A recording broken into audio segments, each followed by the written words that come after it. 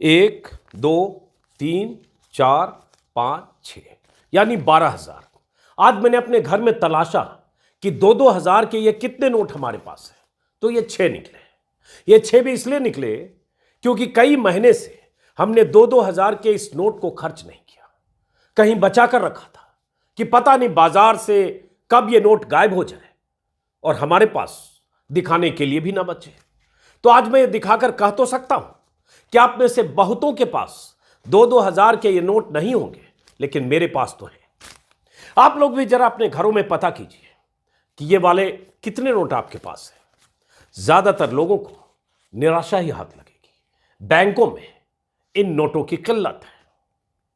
अगर आप 50,000, 80,000, 60,000 या 1 लाख के निकासी के लिए बैंक जाएंगे और कहेंगे 20,000 या 40,000 2-2 हजार के ये वाले नोट दे दो, तो ज्यादातर बैंक वाले भी आपको मना कर देंगे, क्योंकि बैंकों में भी ये नोट अब बहुत कम रह गए हैं। 2-2 हजार के नए नोटों की छपाई भी बंद हो गई है। मोदी जी ने 2-2 हजार के ये जो नोट छपवाए थे, उनमें से अरबों के नोट काले धन वाले धंधेबाजों और 10 नंबरी लोगों ने संदूकों में छिपा कर रख लिए हैं। बीते सालों में जितने भी घुसखोर, भ्रष्टाचारी और चोर पकड़े गए, काले धन के कुबेर पकड़े गए, उनके पास से 2-2 हजार के ऐसे ही नोटों के बक्से और सूटकेस मिले। तो 2 नंबरी और 10 नंबरी लोगों ने 2-2 हजार के ये नोट ऐसे दबाकर रख लिए कि नोट बाजार से गायब हो गया है। लेकिन आज मैं इसका जिक्र क्यों कर रहा हूं? जिक्र इसलिए कर रहा हूं क्योंकि कल संसद में सत्ताधारी दल के सांसद और बिहार के पूर्व डिप्टी सीएम सुशील मोदी ने अपनी ही सरकार से गुजारिश की है कि 2-2 हजार के इस नोट को बंद कर देना चाहिए। सत्ताधारी दल के सांसद ने कहा है। यानी 6 साल पहले एक मोदी ने रातों रात 500 और 1000 के पुराने नोटों को रद्दी में बदलकर 500 और 2,000 के नए नोट लॉन्च कर दिए थे। काले धन को खत्म करने और नकली नोट का खेल बंद करने जैसी बड़ी बड़ी बातें की थी। अब 6 साल बाद उन्हीं की पार्टी के दूसरे मोदी यानी सुशील मोदी ने इन नोटों को बंद करने की गुजारिश की है। बड़े मोदी के फैसले को छोटे मोदी ही गलत साबित कर रहे हैं। पीएम मोदी ने बिना सोचे विचारे तुगलकी अंदाज में देश में नोटबंदी लागू करने का फैसला किया था और देश पर नोटबंदी थोप दिया था। इस पर बहुत कुछ लिखा और बोला जा चुका है, लेकिन अब मुंह खोला है मोदी जी की ही पार्टी के एक और मोदी जी ने, यानी सुशील मोदी ने। पहले सुनिए कि सुशील मोदी ने संसद में क्या कहा है, फिर आपको बताते हैं कि नोटबंदी के फैसले को लेकर सुप्रीम कोर्ट में दायर याचिकाओं का जवाब देने में मोदी सरकार की कैसी फजीहत हो रही है और कैसे 2-2 हजार के इन नोटों ने काले धन के कुबेरों के लिए अरबों का खजाना छिपाना आसान कर दिया है। 6 साल पहले लॉन्च हुई नोटबंदी की स्कीम की लंका पहले साल ही लग गई थी, लेकिन क्या मजाल कि मोदी जी यानी बड़े वाले मोदी जी से कोई सवाल पूछे और बड़े वाले मोदी जी कभी नोटबंदी का नाम ले लें तो वापस लौटते हैं पहले छोटे वाले मोदी जी यानी सुशील मोदी पर। बिहार से राज्यसभा सांसद सुशील मोदी ने संसद में 2-2 हजार के नोट की कमी और इसके गलत इस्तेमाल का मुद्दा उठाते हुए कहा कि अब इसे बंद कर देना चाहिए। जरा गौर से सुनिए, उसके बाद इसके बाकी पहलू पर बात करेंगे। सुनिए। बाजार से गुलाबी रंग का जो 2,000 रुपये का नोट है, उसका दर्शन दुर्लभ हो गया है। एटीएम से नहीं निकल रहा है। अफवाह है कि अब यह लीगल टेंडर नहीं रहा। सरकार को इसके बारे में स्थिति स्पष्ट करनी चाहिए। बड़े पैमाने पर लोगों ने 2,000 के नोट की होर्डिंग कर रखी है और कि यह केवल अवैध व्यापार में इसका इस्तेमाल हो रहा है। कुछ जगह पर यह ब्लैक में मिल रहा है, प्रीमियम पर बिक रहा है और drug, money laundering, crime, terror funding जैसे अपराध में कैश का बड़े पैमाने पर इस्तेमाल होता है और वहां इस 2,000 रुपये के नोट का धड़ल्ले से इस्तेमाल। सुशील मोदी यानी छोटे मोदी के मुताबिक 2-2 हजार के नोटों का गलत और अवैध तरीके से बड़े स्तर पर इस्तेमाल हो रहा है। बाजार में गुलाबी रंग के 2-2 हजार के नोटों का दर्शन दुर्लभ हो गया है। एटीएम से नहीं निकल रहा है। कुछ जगहों पर यह नोट ब्लैक में भी मिल रहा है और प्रीमियम पर भी बिक रहा है। बड़े पैमाने पर लोगों ने इन नोटों की जमाखोरी कर रखी है। केवल अवैध व्यापार में इसका इस्तेमाल हो रहा है। Drug, money laundering, terror funding, इन सब में इसका बड़े पैमाने पर इस्तेमाल हो रहा है। और ये सब बात, ये सारे आरोप किसी विपक्षी नेता के नहीं है, किसी विपक्षी नेता का बयान नहीं है, मुझ जैसे पत्रकार का बयान नहीं है। ये बड़े मोदी यानी नरेंद्र मोदी की पार्टी के सांसद छोटे मोदी यानी सुशील मोदी का संसद में दिया गया बयान है। सत्ताधारी दल का सांसद ही अपनी सरकार को कटघरे में खड़ा कर रहा है और साफ साफ कह रहा है कि मोदी का यह फैसला देश के लिए घातक है। अब आप ही सोचिए क्या नतीजा निकला है नोटबंदी का और 2000 के नोट छापने के तुगलकी फैसले का। सुशील मोदी यानी छोटे मोदी ने बड़े मोदी यानी नरेंद्र मोदी से मांग की है कि केंद्र सरकार जनता को मौका दे कि 1 या 2 साल में 2-2000 के इन नोटों को दूसरे नोटों में बदल लें, फिर सरकार 2-2000 के नोट को बंद कर दे ताकि काले धन और काला बाजारी पर रोक लगे। सुशील मोदी ने दुनिया भर के देशों में बड़े नोटों के चलन पर पाबंदी का भी जिक्र किया। पता नहीं बड़े मोदी यानी नरेंद्र मोदी अपनी ही पार्टी के सांसद सुशील मोदी यानी छोटे मोदी की बात सुनेंगे या नहीं। लेकिन यह बात तो साफ है कि 2-2000 के नोट छापना मोदी सरकार की बड़ी गलती थी और कुछ नहीं। जानकारी के मुताबिक 2019 से 2-2000 के नए नोट छपने बंद हो गए हैं। मोदी सरकार ने लोकसभा में बताया था अप्रैल 2019 के बाद से 2000 के एक भी नोट की छपाई नहीं हुई है।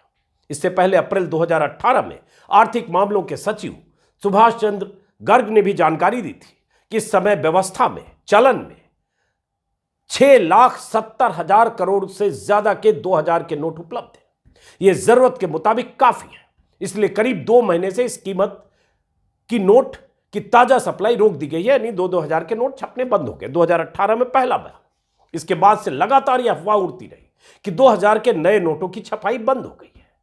यह कभी बंद भी हो सकती है, लेकिन सितंबर 2020 में वित्त राज्य मंत्री अनुराग ठाकुर ने संसद में कहा कि 2000 के नोट बंद करने का सरकार का कोई इरादा नहीं है, लेकिन छपाई कम कर दी गई है। आरबीआई ने पिछले साल कहा कि मार्च 2021 तक देश में 2-2000 के मात्र 24,510 लाख नोट ही चलन में बचे, यानी कुल मूल्य 4,90,000 करोड़ रुपए हैं 2-2000 के। अब सवाल उठता है, जब इतने नोट चलन में बचे हैं तो बाजार से गायब क्यों है, बैंकों से गायब क्यों है? किसी और की बात करने की बजाय सुशील मोदी की ही सुन लीजिए। 2-2000 के नोट ही क्यों गायब है? नोटबंदी अपने आप में तुगलकी फैसला था, इसके अलावा कुछ नहीं। सुशील मोदी के बयान से यह साबित होता है। मैंने पहले भी अपने वीडियो में कई बार बताया है और सरकारी आंकड़ों के हवाले भी बताया है कि पीएम मोदी ने देश भर में नोटबंदी थोपकर इतिहास में अपना नाम दर्ज जरूर करा लिया, लेकिन देश को नुकसान ही पहुंचा है। आज की तारीख में पीएम मोदी समेत बीजेपी का कोई नेता नोटबंदी के न का भी इस्तेमाल नहीं करता या नाम नहीं लेना चाहता। बीते सालों में इतने चुनाव हो गए, किसी चुनाव तक में नोटबंदी का जिक्र बीजेपी नेताओं की जुबान से नहीं हुआ। अपनी उपलब्धियों का बखान करते वक्त भी बीजेपी नेता नोटबंदी का जिक्र नहीं करते। करें भी कैसे? जिन दावों के साथ नोटबंदी लागू किया गया था, उन दावों की हवा तो 4 महीने में ही निकल गई थी। अब सुप्रीम कोर्ट में सरकार की पूंछ फंसी है।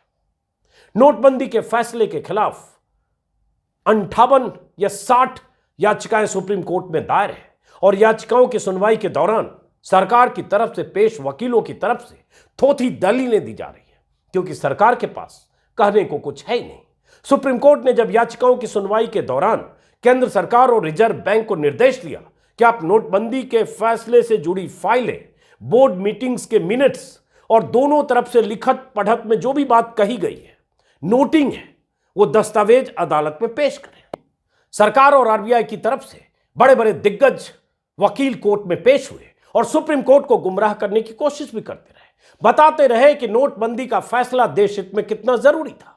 कोर्ट को उसका दायरा भी बताते रहे, लेकिन सुप्रीम कोर्ट के 5 जजों की संविधान पीठ ने बार बार कहा कि उन्हें अपनी लक्ष्मण रेखा मालूम है उनके पास नोटबंदी के फैसले के तरीके की जांच करने की शक्ति है और न्यायपालिका सिर्फ इसलिए हाथ जोड़कर बैठी नहीं रह सकती क्योंकि यह आर्थिक नीति का फैसला है। सुप्रीम कोर्ट में सरकार के वकीलों की तरफ से यह भी कहा गया कि 6 साल बाद इस मामले की सुनवाई का कोई मतलब नहीं है, यह अब सिर्फ एकेडमिक मामला है।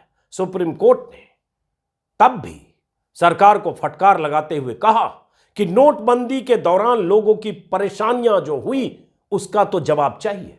सरकार और आरबीआई से हलफनामा मांगा, बार बार पूछा कि बताओ कि नोटबंदी के फैसले किस मीटिंग में लिए गए, आरबीआई का पक्ष क्या था, सरकार का पक्ष क्या था, दस्तावेजों में क्या दर्ज है, नोटबंदी के फैसले की जरूरत क्या थी। सुप्रीम कोर्ट के जजों ने साफ साफ कह दिया कि नोटबंदी की प्रक्रिया की जांच जरूरी है।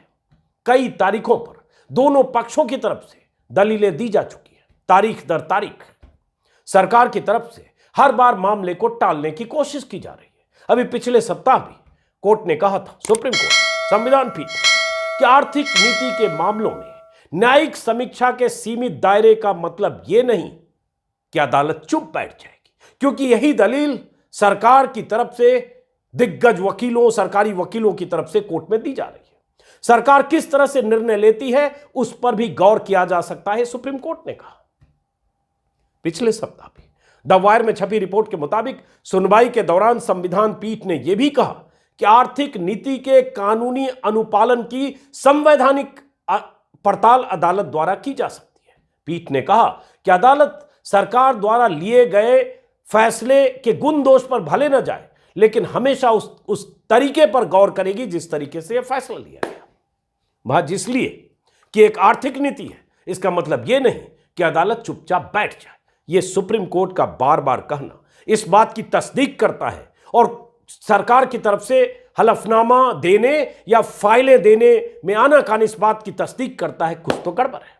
सुप्रीम कोर्ट यही जानना चाहता है कि क्या सभी प्रक्रियाओं का पालन किया गया। पीठ ने यह भी कहा, जब आरबीआई की तरफ से जो वरिष्ठ अधिवक्ता जयदीप गुप्ता ने नोटबंदी की कवायद का बचाव किया, तब पीठ ने यह भी कहा कि हम तो सिर्फ प्रक्रिया के बारे में जानना चाहते हैं। अब सुप्रीम कोर्ट का फैसला आना बाकी है, लेकिन सरकार का यह रवैया इस बात का सबूत है कि बचाव में कहने के लिए मोदी सरकार के पास कोई भी ठोस दलील नहीं है।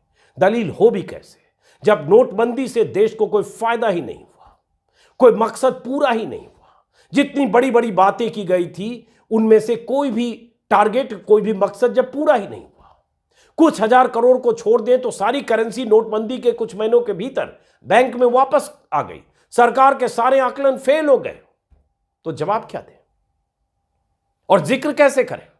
नकली नोटों की बात करें तो नोटबंदी के बाद भी नकली नोटों की रफ्तार थमी नहीं। इसके आंकड़े कई बार मैं बता चुका हूं कई वीडियो में, इसलिए उस विस्तार में मैं आज जाना नहीं चाहता। फिलहाल एक बार फिर से मोदी जी के चर्चित भाषण का एक छोटा सा टुकड़ा आपको सुना दे रहा हूं, जब उन्होंने देश से 50 दिन मांगे नोटबंदी लागू करने के ठीक 5 दिन। सुनिए। 50 दिन भाइयों बहनों, मैंने सिर्फ देश से 50 दिन मांगे हैं। 50 दिन, 30 दिसंबर तक मुझे मौका दीजिए मेरे भाइयों बहनों। अगर 30 दिसंबर के बाद कोई मेरी कमी रह जाए, कोई मेरी गलती निकल जाए, कोई मेरा गलत इरादा निकल जाए, आप जिस चौराहे में मुझे खड़ा करेंगे, मैं खड़ा होकर के